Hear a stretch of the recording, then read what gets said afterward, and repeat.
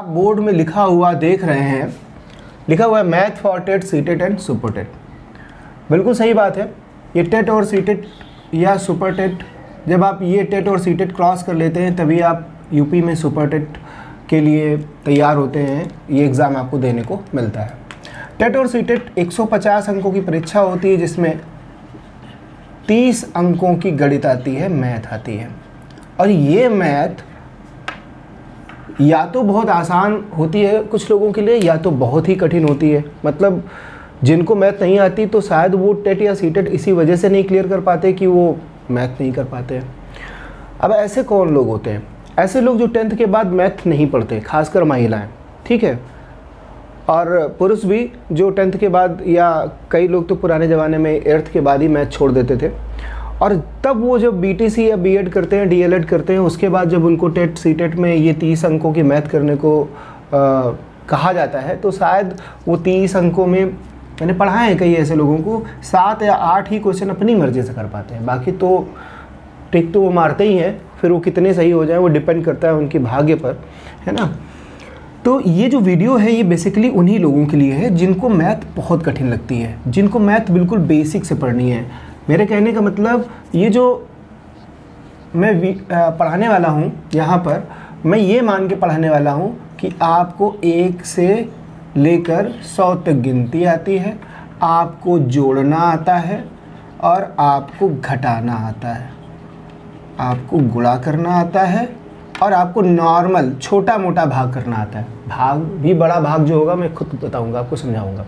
मैं सिर्फ इतना मान के आपको पढ़ाना शुरू कर रहा हूँ। तो वैसे लोग जिनकी मैथ बहुत अच्छी है तो हो सकता है वो थोड़ा सा बोर हो, लेकिन जिनकी मैथ कमज़ोर है उनके लिए फ़ायदेमंद है। अभी काफ़ी समय है, लॉकडाउन चल रहा है, कोरोना काल है, तो फ़िलहाल आगामी 3-4 महीनों तक तो आपको टेट या सीटेट नहीं देने को मिलेगा। तब तक अगर आप अपनी मेहनत से अपनी मैथ को इम्प्रूव कर लेंगे तो आपके लिए आसान रहेगा, और उसी में मैं आपकी मदद करूँगा। तो शुरू करता हूँ। पहला वीडियो है और नंबर सिस्टम से शुरू करता हूँ। नंबर सिस्टम को बोलते हैं संख्या पद्धति। संख्या पद्धति, इससे 3 या 4 क्वेश्चन आपको मिल जाते हैं। आप किसी भी साल का टेट या सीटेट का एग्ज़ाम उठाइए, पेपर उठाइए, सुपर टेट का भी देख सकते हैं, तो आपको मिनिमम 3 क्वेश्चन तो आपको मिलेंगे ही मिलेंगे। तो शुरुआत करते हैं। नंबर सिस्टम में सबसे पहले, जैसा कि लिखा हुआ है नंबर, जिसको बोलते हैं संख्या। तो ये क्या होता है? संख्याएं क्या होती हैं? आखिर ये हमारे लिए किस प्रकार से उपयोगी हैं? तो संख्याएं गणना करने का काम करती हैं, ये हम अच्छे से जानते हैं। अगर हम देखें तो दुनिया में कोई भी संख्या 0, 1, 2, 3, 4, 5, 6, 7, 8, 9 इन्हीं अंकों से मिलकर बनी होती है। चाहे जितनी बड़ी संख्या हो, लेकिन वो जो बनी होगी वो इन्हीं अंकों से मिलकर बनी होगी। सपोज़ मान लीजिए आपने 170 लिखा है, तो 1 यहाँ से उठाया, 7 यहाँ से उठाया, 0 यहाँ से उठाया। इस 170 में इसके बाहर का कोई भी आइटम आप इसमें प्रयोग नहीं कर पाए हैं, इसके बाहर की कोई भी संख्या आप इसमें प्रयोग नहीं कर पाए, ठीक है। तो आप ये समझ गए कि आपकी संख्या पद्धति का आधार कितना है। ये 10 अंक हैं, 0 से लेकर 9 तक। ये कुल कितने अंक हुए? 10। तो आपकी संख्या पद्धति का आधार कितना हो गया? 10। 10 क्यों? क्योंकि इसमें यही 10 अंक प्रयोग होते हैं, ठीक है। अब हम लोग विभिन्न प्रकार की संख्याओं के बारे में पढ़ लेते हैं। जैसे आपने सुन रखा होगा, प्राकृतिक संख्या, पूर्ण संख्या, पूर्णांक, भाज्य संख्या, सम संख्या, ये सब क्या होती है, इनके बारे में डिटेल में पढ़ लेते हैं। तो हम लोग देखिए क्या पढ़ने वाले हैं। प्राकृतिक संख्या, जिसको हम लोग बोलते हैं नेचुरल नंबर, जिसको हम लोग क्या बोलते हैं? नेचुरल नंबर, ठीक है। प्राकृतिक संख्या वो संख्याएं होती हैं जिनका प्रयोग हम लोग गिनने के लिए करते हैं। अब अगर मैं आपसे पूछूं ये कितने मार्कर हैं, तो आप बताएंगे 1। मैं आपसे पूछता हूं अब कितने हो गए, आप बताएंगे 2। मैं आपसे पूछूंगा अब कितने हो गए, आप बताएंगे 3। लेकिन अब मैं पूछ रहा हूं अब मेरे हाथ में कितने मार्कर हैं, तो आप ये कहोगे कि आपके पास एक भी मार्कर नहीं है। इसका मतलब आपके पास मार्कर नहीं है। क्या आप ये कहोगे कि आपके पास 0 मार्कर है? ऐसा तो नहीं कहोगे आप। इसका मतलब अकेले 0 का प्रयोग हम काउंटिंग के लिए नहीं करते हैं। और प्राकृतिक संख्याओं में मैंने आपको बताया वो संख्याएं जिनका प्रयोग हम गिनने के लिए करते हैं वो प्राकृतिक संख्याएं होती हैं। तो क्या 0 प्राकृतिक संख्या होगा? 0 का अकेले 0 का प्रयोग तो हम गिनने के लिए नहीं कर रहे हैं, इसका मतलब 0 प्राकृतिक संख्या नहीं है। इसका मतलब प्राकृतिक संख्याओं की शुरुआत कहाँ से होगी? इसका मतलब प्राकृतिक संख्याओं की शुरुआत 1 से होगी। 1 सबसे छोटी प्राकृतिक संख्या होगी क्योंकि 1 से ही शुरू हो रहा है। 1 2 3 4 5 6 7 8 9 10 11 जहाँ तक आपकी मर्जी करे, 50 51 99 100 कुछ भी कहीं तक चले जाइए आप, जहाँ तक आपकी मर्जी करे, आगे तक 100 के ऊपर भी चले जाइए, 10,000 20,000 10 लाख 20 लाख, यानी एक एक जोड़ते रहोगे तो आपको एक नई संख्या मिलती चली जाएगी। जैसे 1 में 1 जोड़ा 2 मिला, 2 में 1 जोड़ा 3 मिला, 3 में 1 जोड़ा 4 मिला, 4 में 1 जोड़ा 5 मिला, 5 में 1 जोड़ा 6 मिला, इस तरीके से आपको मिलते रहेंगे। तो सबसे छोटी प्राकृतिक संख्या क्या हो गई? सबसे छोटी प्राकृतिक संख्या, सबसे छोटी, स्मॉलेस्ट, सबसे छोटी या न्यूनतम कह सकते हैं प्राकृतिक संख्या क्या हो गई? 1। ठीक है। सबसे बड़ी प्राकृतिक संख्या क्या हो गई? भाई 100 के बाद 101 हो जाएगी, उसके बाद 102 हो जाएगी, उसके बाद 103 हो जाएगी। तो क्या कभी खत्म होने वाला है? कभी नहीं खत्म होने वाला। इसका मतलब सबसे बड़ी प्राकृतिक संख्या आप नहीं बता सकते। इसका मतलब सबसे बड़ी प्राकृतिक संख्या नहीं बताई जा सकती, जिसको अनंत भी कह सकते हैं, यानी क्योंकि इस सीरीज़ का अंत ही नहीं होगा, आप एक एक जोड़ते रहेंगे और कुछ ना कुछ मिलता रहेगा। इसलिए सबसे बड़ी प्राकृतिक संख्या को हम लोग जो है अनंत पर मान सकते हैं। हम ये भी कह सकते हैं कि सबसे बड़ी प्राकृतिक संख्या नहीं निकाली जा सकती। ठीक है। अब अगर आपसे कोई कहे कि 2 क्रमागत प्राकृतिक संख्याओं, क्रमागत यानी जो क्रम से आए, 7 के बाद जैसे 8 आया, 2 क्रमागत प्राकृतिक संख्याओं में कितना अंतर होता है? कितना अंतर है? 1 है। क्रमागत देखिए कितना अंतर है? 1 है। क्रमागत देखिए कितना अंतर है? 1 है। तो 2 क्रमागत प्राकृतिक संख्याओं में या 2 लगातार प्राकृतिक संख्याओं में अंतर कितना होता है? 1। सबसे छोटी प्राकृतिक संख्या क्या होती है? 1। अगर आपसे कोई कहे, मान लीजिए क्वेश्चन आपसे पूछ दे कि 1 अंकीय सबसे बड़ी प्राकृतिक संख्या बताइए। 1 अंकीय सबसे बड़ी प्राकृतिक संख्या। आपने कहा सबसे बड़ी प्राकृतिक संख्या, तो सर आपने कहा बता ही नहीं सकते। लेकिन अब क्वेश्चन में कुछ ध्यान से सुनिए ना, कह रहे 1 अंकीय सबसे बड़ी, 1 अंकीय सबसे बड़ी प्राकृतिक संख्या बताइए। सबसे बड़ी प्राकृतिक संख्या क्या हो जाएगी? देखिए जरा, यानी हमको वो प्राकृतिक संख्या बतानी है जो सबसे बड़ी है और साथ ही साथ 1 अंक की है। तो अब आप देखिए 1 अंक की संख्या है तो यहीं तक है ना, इसके बाद तो 2 अंक की संख्याएं शुरू हो गई। तो इसका मतलब 1 अंक की सबसे बड़ी प्राकृतिक संख्या आप कितनी हो जाएगी? हो जाएगी ना। अगर हम आपसे कहते सबसे बड़ी प्राकृतिक संख्या बताओ, तब तो आप नहीं बता सकते थे, क्योंकि कहाँ खत्म होगा आप जानते ही नहीं। लेकिन आपसे हम पूछ रहे हैं 1 अंक की सबसे बड़ी प्राकृतिक संख्या, तो आप क्या बता दोगे? 9। अगर आपसे कोई कहे 2 अंकीय सबसे छोटी प्राकृतिक संख्या बताओ, वैसे तो सबसे छोटी प्राकृतिक संख्या क्या है? 1। लेकिन क्वेश्चन कह रहे हैं 2 अंकीय सबसे छोटी प्राकृतिक संख्या, यानी 2 अंकों की भी हो और सबसे छोटी हो। तो सबसे छोटी तो 1 है, पर ये 2 अंक की नहीं है। 2 अंकों की शुरुआत कहाँ से हो रही है? यहीं से हो रही है। इसका मतलब ये 2 अंकों की भी है और सबसे छोटी भी है, क्योंकि इसके पहले तो 9 आ जाएगा और 9 2 अंक का नहीं रहेगा। तो 2 अंकीय सबसे छोटी प्राकृतिक संख्या क्या हो जाएगी? 10। तो ऐसे और भी कई सारे क्वेश्चन बन सकते हैं जब हम लोग एक्सरसाइज करेंगे। पहले तो लगभग 3 या 4 वीडियो में हम लोग नंबर सिस्टम को डिटेल में समझेंगे, एक एक चीज़ कौन सा क्या होता है, कैसे होता है। और उसके बाद फिर हम लोग कम से कम इस नंबर सिस्टम के अब 2011 से लेके UP TET, C TET, MP TET, किसी भी टेट में कोई भी क्वेश्चन आया है इस चैप्टर से एक एक क्वेश्चन में कराऊंगा। और उसके बाद आपको प्रैक्टिस सीट मिलेगी, आप करिएगा, उसके बाद उसको भी सॉल्व कराऊंगा। तो कुल मिला के हम लोग इस चैप्टर के कम से कम 200 से 300 क्वेश्चन करने वाले हैं। हमारे पास पर्याप्त टाइम है। अगर आप मैथ अच्छे से सीखना चाहते हैं तो आप मुझे फॉलो करिए, आप मेरे वीडियोस देखिए और मैथ सीखिए। अगर आपको लगता है कि मैं किसी और तरीके से आपको और बेहतर मदद कर सकता हूँ तो कमेंट करके बताइए भी, क्योंकि आप टेट या सी टेट क्लियर कर भी लें किसी तरीके, सुपर टेट में आपको मैथ मिलनी ही मिलनी है। इसलिए मैथ से आप भाग नहीं सकते, और जिससे आप भाग नहीं सकते तो फिर उसे आप अडॉप्ट कर लीजिए, अपनी जो है आदत में ले आइए। तो ठीक है, ये हो गया 2 अंकीय सबसे छोटी प्राकृतिक संख्या हो गई। 2 अंकीय सबसे बड़ी प्राकृतिक संख्या क्या हो जाएगी? 2 अंक की सबसे बड़ी प्राकृतिक संख्या 99 हो जाएगी, क्योंकि 99 के बाद 100 आएगा तो वो 2 अंक का नहीं होगा, वो 3 अंक का हो जाएगा। तो इस तरीके से और भी बहुत सारे क्वेश्चन बनते हैं, तो हम लोग डिटेल में पढ़ेंगे जब पढ़ेंगे हम लोग इसके सारे नंबर सिस्टम के क्वेश्चन करेंगे। तो अब प्राकृतिक संख्या के बाद नंबर आता है दूसरा, प्राकृतिक संख्या के बाद दूसरा नंबर आता है पूर्ण संख्या का। पूर्ण संख्या जिसे हम बोलते हैं होल नंबर, जिसे हम क्या बोलते हैं, होल नंबर। देखिए ज़रा ध्यान से, कुछ भी अलग नहीं है। प्राकृतिक संख्या आपने क्या पढ़ी, 1 2 3 4 5 6 7 और आगे तक, ये सभी आपने पढ़ी प्राकृतिक संख्या। अगर इनके परिवार में हम 0 और लगा दें तो ये क्या हो जाएंगी, पूर्ण संख्या हो जाएंगे। इसका मतलब पूर्ण संख्याओं की शुरुआत कहाँ से होती है, 0 से होती है। प्राकृतिक संख्याओं की शुरुआत कहाँ से होती है, 1 से होती है।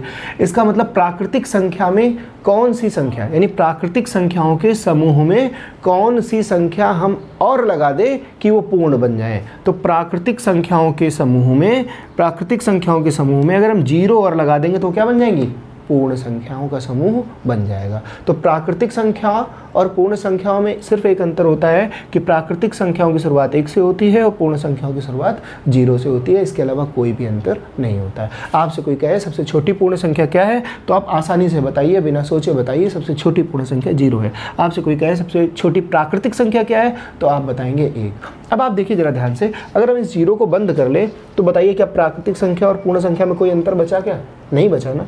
इसका मतलब 0 ही तो एक अंतर है। इसका मतलब हर प्राकृतिक संख्या पूर्ण संख्या है कि नहीं है। हर प्राकृतिक संख्या पूर्ण संख्या में भी तो आ रही है, लेकिन बताइए क्या हर पूर्ण संख्या प्राकृतिक संख्या में आ रही है, नहीं आ रही। 1 आ रहा है, 2 आ रहा है, लेकिन 0 फंस जा रहा है। इसका मतलब हम ये कह सकते हैं कि प्राकृतिक संख्या इसके अंदर आ रहा है। इसका मतलब ये कह सकते हैं कि प्रत्येक प्राकृतिक संख्या को पूर्ण संख्या कहा जा सकता है, लेकिन प्रत्येक पूर्ण संख्या को प्राकृतिक संख्या नहीं कहा जा सकता। इसे आप नोट भी करिए, ये आपको बीच बीच में नोट करना चाहिए पॉज करके, कि प्रत्येक प्राकृतिक संख्या पूर्ण संख्या होती है, लेकिन प्रत्येक पूर्ण संख्या प्राकृतिक संख्या नहीं होती। और क्यों नहीं होती, क्योंकि 0 ही बीच में अपनी नौटंकी दिखा देता है। चलिए, तो प्राकृतिक संख्या और पूर्ण संख्या में आपको फ़र्क समझ में आया, केवल 0 का होता है। उसके बाद तीसरा नंबर हम लोग देखते हैं पूर्णांक। पूर्णांक क्या होते हैं भाई, देखिए प्राकृतिक संख्या और पूर्ण संख्या जान लेने के बाद हम लोग पढ़ेंगे पूर्णांक के बारे में। पूर्णांक, पूर्णांक अगर हम लोग इसका संधि विच्छेद करें तो इसको हम लोग इस तरीके से लिख सकते हैं। पूर्णांक को हम लिख सकते हैं पूर्ण अंक, यानी पूरा अंक।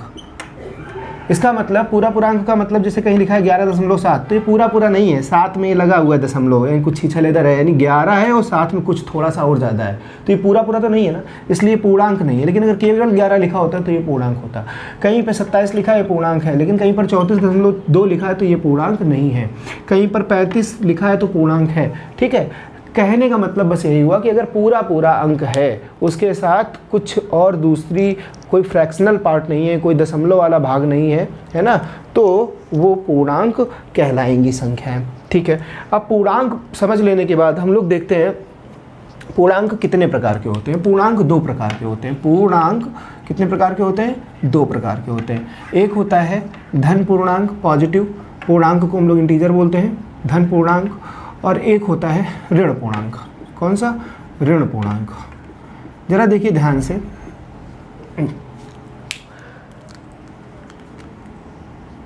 0 है बीच में, इधर 1 2 3 4 5 6 7 8 और जहाँ तक लिख सकें आप लिख लीजिए। इधर -1 -2 -3 -4 -5 -6 -7, जहाँ तक आप लिख सकें लिख लीजिए।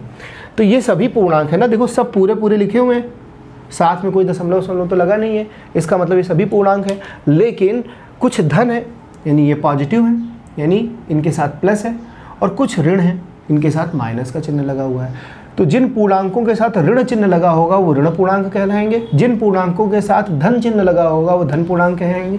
और धन चिन्ह लगाया नहीं जाता, अगर कहीं पे 35 लिखा तो अपने आप माना जाता है कि ये धन पूर्णांक है, उसके आगे कभी प्लस नहीं लिखते, है ना। तो आप समझ लीजिए कि ऐसे पूर्णांक जिनके आगे ऋण चिन्ह लगा हुआ है वो ऋण पूर्णांक, और ऐसे पूर्णांक जिनके आगे ऋण चिन्ह नहीं लगा हुआ है वो क्या कहलाएंगे, धन पूर्णांक कहलाएंगे। 0 ना तो धन पूर्णांक है ना तो ऋण पूर्णांक है, वह न्यूट्रल है। थोड़ा ऐसा समझिए, सपोज मान लीजिए मैं हूँ और मैंने ना तो किसी को कुछ रुपए उधार दिए हैं और ना तो मैंने किसी से कुछ रुपए उधार लिए हैं। इसका मतलब मैं न्यूट्रल हूँ। अगर मैंने किसी को कुछ रुपए उधार दिए होते तो मैं धन पूर्णांक हो जाता। धन पूर्णांक क्यों हो जाता? क्योंकि मैंने किसी को दिया है ना, और अगर मैंने किसी से लिया होता तो मैं ऋणी हो जाता, इसलिए मैं ऋण पूर्णांक हो जाता।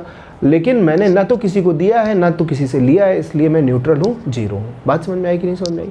अच्छा, कुछ लोगों को ये समस्या और होती है, यहाँ पर आपको जान लेना चाहिए, कुछ लोग नहीं समझ पाते। जैसे कहीं पे लिखा हुआ है कि बताइए -3 बड़ा है कि -5 बड़ा है, तो लोग समझते हैं यार 5 बड़ा होता है तो फिर -5 भी बड़ा ही होता होगा। ये गलती कभी मत करना। अगर आपसे पूछा जाए 3 बड़ा है कि 5 बड़ा है तो बिल्कुल आंख बंद करके बताइए 5 बड़ा है। लेकिन अगर आपसे पूछा जा रहा -3 बड़ा है कि 5 बड़ा है तो आप नहीं बता सकते -5 बड़ा है। क्यों? इसको भी आप समझिए। सपोज मान लीजिए कि एक आदमी है, इसका नाम है ए, और दूसरा आदमी है, इसका नाम है बी। इनके ऊपर 3 रुपया का कर्जा है, इनके ऊपर 5 रुपया का कर्जा है। अब आप बताइए कौन बड़ा आदमी है? कौन बड़ा आदमी है? भाई कर्जा तो दोनों के ऊपर है, लेकिन फिर भी ए बड़ा आदमी, क्योंकि इसके ऊपर कम कर्जा है ना, 3 रुपये का कर्जा है। तो बड़ा कौन हुआ? -3 बड़ा हुआ ना, और छोटा कौन हो गया? -5 छोटा हो गया। हमेशा याद रखिए, माइनस वाली संख्याओं में जो आपको दिखने में बड़ा लगेगा वही बड़ा नहीं होगा। जैसे यहाँ पर दिखने में बड़ा लग रहा है लेकिन ये बड़ा नहीं है। बड़ा कौन है? ये। बात क्लियर है आपको? ठीक है, तो ऋण पूर्णांक, धन पूर्णांक आपको क्लियर हो गया। जैसे मान लीजिए कहीं पर लिखा हो -4, -1, -10, -12, इसमें सबसे बड़ा कौन है? तो आप देखिए दिखने में सबसे बड़ा कौन लग रहा है? दिखने में तो सबसे बड़ा लग रहा है -12, इसका मतलब ये तो सबसे बड़ा नहीं है। इसका मतलब जो सबसे छोटा दिखने में लग रहा होगा वही सबसे बड़ा होगा। तो सबसे छोटा दिखने में कौन लग रहा है? तो यही सबसे बड़ा है। एक इस तरीके से भी आप देख सकते हैं कि देखिए सबके ऊपर माइनस लगा हुआ है, यानी सब कर्जदार हैं। तो आप देखिए बड़ा आदमी वही होगा जिसके ऊपर कम कर्जा होगा। किसी भी तरीके से आप समझ सकते हैं, ठीक है ना। तो ये दिक्कतें आती हैं कई लोगों को, इसलिए आपको ये समझ लेना चाहिए अच्छे से कि धन पूर्णांक, ऋण पूर्णांक क्या होते हैं, और खासकर 2 अगर ऋण पूर्णांक दिए हुए हैं तो उसमें सबसे और छोटा ऋण पूर्णांक कौन सा होगा। ठीक है, इसके बाद अब हम लोग जानेंगे सम संख्याओं और विषम संख्याओं के बारे में। क्या जानेंगे? सम संख्याओं और विषम संख्याओं के बारे में। देख लीजिए ज़रा ध्यान से, बहुत ही आसान बात है कि सम संख्याएं क्या होती हैं? ऐसी संख्याएं जिनमें 2 से भाग चला जाता है वो सम संख्याएं होती हैं, और ऐसी संख्या जिनमें 2 से भाग नहीं जाता है वो संख्याएं क्या होती हैं? वो विषम संख्याएं होती हैं। सम संख्या को हम लोग बोलते हैं इवन नंबर, और विषम संख्या को हम लोग बोलते हैं ऑड नंबर। ठीक है, तो इसमें कुछ ज़्यादा समझने लायक है नहीं, फिर भी मैं ये मान के चलता हूँ कि आप लोग बहुत दिनों बाद गणित पढ़ रहे हैं, इसलिए आपको थोड़ा सा ऑड लग सकता है। तो सम संख्या में आपने क्या समझा? 2 से भाग चला जाए, 2 से भाग चला जाए। और विषम संख्या में क्या है? 2 से भाग ना जाए। ठीक है, अब देखिए 2 से भाग किस में जाता है? 2 से भाग 0 में चला जाता है, 2 से भाग 2 में जाएगा, 2 से भाग 4 में जाएगा, 2 से भाग 6 में जाएगा, 2 से भाग 8 में जाएगा, है ना। तो ऐसी सभी संख्याएं जो या तो 0, 2, 4, 6, 8 हैं, या जिसके अंत में 0, 2, 4, 6, 8 है, वो कहलाएंगी सम संख्याएं। जैसे कहीं पर 126 लिखा, तो अब आखिरी वाला अंक देखिए क्या है? 6। 6 में 2 से भाग जाता है ना, इसका मतलब 126 में भी 2 से भाग चला जाएगा, और इसलिए ये क्या है? सम है। जैसे मान लीजिए 238 कहीं पर लिखा है, तो आखिरी वाला अंक देखिए क्या है? 8। 8 में 2 से भाग जाता है ना, इसका मतलब 238 में भी 2 से भाग जाएगा, और इसका मतलब ये क्या है? सम है। अगर कहीं पे 446 लिखा है, तो आखिरी में देखिए, आखिरी में क्या है? 6। 6 में 2 से भाग जाता है ना, इसका मतलब ये सम है। लेकिन अगर 351 लिखा है, आखिरी में क्या है? 1, और 1 में 2 से भाग दोगे तो नहीं जाएगा, इसका मतलब ये क्या है? सम नहीं है। तो आपको सिंपली बस किसी भी संख्या को अगर ये जानना है कि वो सम संख्या है कि नहीं, वो इवन नंबर है कि नहीं, तो आपको क्या करना है कि उसके आखिरी अंक में, जैसे मान लो 94 लिखा हुआ है, तो आखिरी अंक क्या हुआ? 4, और उसमें आप 2 से भाग दीजिए। अगर पूरा पूरा जा रहा है तो आप मान लीजिए कि वो सम है, इवन है, अदरवाइज वो इवन नहीं है। और इवन नहीं है तो क्या है? ऑड है, यानी विषम संख्या है। ठीक बात। अब वही विषम संख्या क्या हो जाएगी? जैसे मान लीजिए कहीं पे लिखा हुआ है 7, तो बताइए क्या 7 में 2 से भाग जाता है? 2 3 6, 2 चौको 8। 7 में तो 2 से भाग नहीं जाता, तो इसका मतलब 7 क्या है? विषम संख्या है। जैसे मान लीजिए लिख दिया 345, तो अब बड़ी संख्या है तो केवल आखिरी वाला अंक देखिए 5। 5 में क्या 2 से भाग जाता है? नहीं जाता। इसका मतलब ये क्या है? ये विषम है। मान लीजिए लिखा है 6415, तो आखिरी में क्या है 5, 5 में 2 से भाग नहीं जाएगा तो ये विषम है। मान लीजिए लिखा है 153, 3 आखिरी में, 3 में 2 से भाग नहीं जाएगा इसलिए ये विषम है। मान लीजिए लिखा है 614, बताइए विषम है कि नहीं है भाई। आखिरी में क्या है 4 और 4 में 2 से भाग चला जाएगा इसलिए ये विषम नहीं है। और जो विषम नहीं है वो क्या है, सम है। बात समझ गए कि नहीं समझ गए? तो एक लाइन में आप नोट कर सकते हैं कि ऐसी सभी संख्याएं जिनके अंतिम अंक में 2 से पूर्णतः भाग चला जाए वह सम संख्याएं कहलाती हैं, और अगर 2 से पूर्णतः भाग ना जाए तो वह संख्या विषम संख्या कहलाती है। अब ध्यान दीजिए, अगर हम गिनती लिखें देखिए ध्यान से, 1 2 3 4 5 6 7 8 9 10 इस तरीके से और आगे तक। सबसे छोटी सम संख्या क्या होगी? देखिए सबसे छोटी संख्या तो 1 हो गई यहाँ पर, फिलहाल ये प्राकृतिक संख्या लिखी हुई है, प्राकृतिक संख्या 1 से शुरू होती है, अभी आपने जाना था। तो सबसे छोटी प्राकृतिक संख्या तो क्या हो गई, 1 हो गई। लेकिन अगर आपसे हम ये पूछ रहे हैं कि सबसे छोटी सम प्राकृतिक संख्या क्या है या सबसे छोटी सम संख्या क्या है, तो ये तो सम नहीं है ना, क्योंकि इसमें 2 से भाग नहीं जा रहा। तो पहली संख्या आपको 2 मिली ना, जो सबसे छोटी है और क्या है, सम भी है। बात समझ में आई कि नहीं? सबसे छोटी विषम संख्या क्या है, तो पहली ये जो 1 है ना, 1 में 2 से भाग नहीं गया था इसलिए ये क्या हो जाएगा, ये विषम हो जाएगा। ठीक है, तो सबसे छोटी विषम संख्या 1, सबसे छोटी सम संख्या 2। अब एक चीज़ याद रखिएगा कि अगर हम विषम संख्या लिखें 1 3 5 7 9 11 या सम संख्या लिखें 2 4 6 8 10 12 14 कुछ भी आगे तक, है ना, तो अगर आप देखें कि अगर क्रमागत सम संख्याएं लिखी हुई है, क्रम से, है ना, या क्रमागत विषम संख्याएं लिखी हुई हैं, तो उनमें हमेशा डिफरेंस कितना होता है, 2 का ही होता है। यानी देखिए डिफरेंस कितना है, 2 का ही है। तो 2 क्रमागत सम संख्याएं या 2 क्रमागत विषम संख्याओं के बीच में हमेशा अंतर कितना होगा, 2 का होगा। अब ऐसा ना कर लीजिएगा कि कहीं 14 लिखा है और 20 लिखा है, कह रहे हो आप कि भैया ये दोनों सम तो हैं, अंतर तो 2 को नहीं दिख रहा है हमको। तो भैया साथ में ये भी देखो कि वो क्रमागत हो, क्रम से आई हो। 14 के बाद दूसरी संख्या 16 आएगी ना जो सम होगी, तो अब देखिए अंतर कितना है, 2 का। या मान लीजिए विषम की बात कर लें तो कहीं 17 लिखा है और मान लीजिए कहीं 25 लिखा है, आप कहो दोनों विषम है, अंतर 2 का तो नहीं है। तो भैया हम ये बोल रहे हैं कि 2 क्रमागत क्रम से आने वाली, तो 17 के बाद दूसरी क्रमागत विषम संख्या क्या होगी, 19 होगी, अंतर क्या है, 2 का है।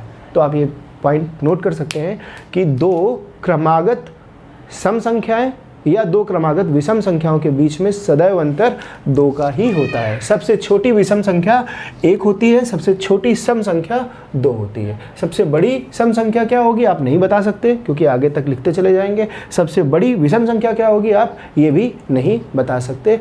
ठीक है, तो आपका ये सम संख्या और विषम संख्या हो गया। जब इसकी एक्सरसाइज करेंगे, जब इसके क्वेश्चन करेंगे तो बहुत ज़्यादा डिटेल में आपको समझ में आने वाला है। कोई चीज़ आपको दिक्कत कर रही है कमेंट करिए, बताइए मुझे, ठीक है, मैं इम्प्रूव करने की कोशिश करूँगा।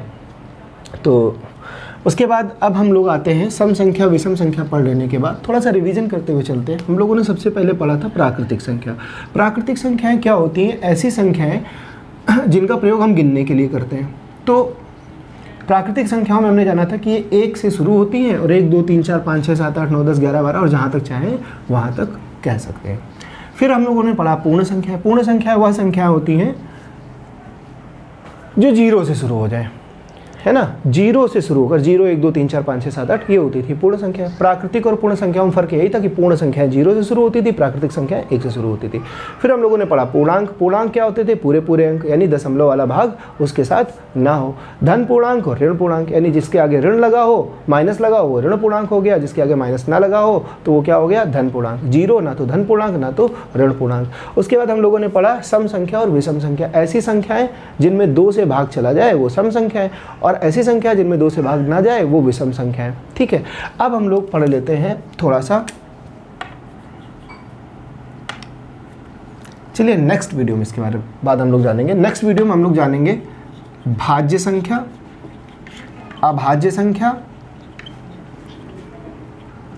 और हम लोग जानेंगे भाज्य संख्या, अभाज्य संख्या, सह अभाज्य संख्या, सह अभाज्य संख्या।